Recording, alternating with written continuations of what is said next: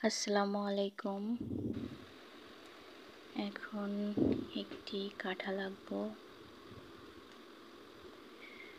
কাঁঠালটি আঁকার জন্য প্রথমে আমি একটি শেপ দিয়ে নিয়েছি, তারপরে পেন্সিল দিয়ে জিগজ্যাগ করে নিচ্ছি।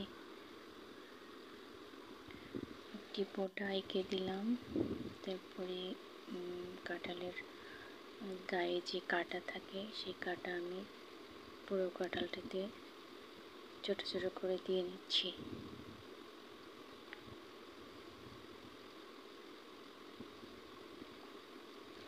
কাঁটা দেওয়া হয়ে গেছে, এবার আমি সবুজ কালারটা বেছে নিয়ে কালার করছি। আস্তে আস্তে পুরো কাঁঠালটাকে কালার করে ফেলছি।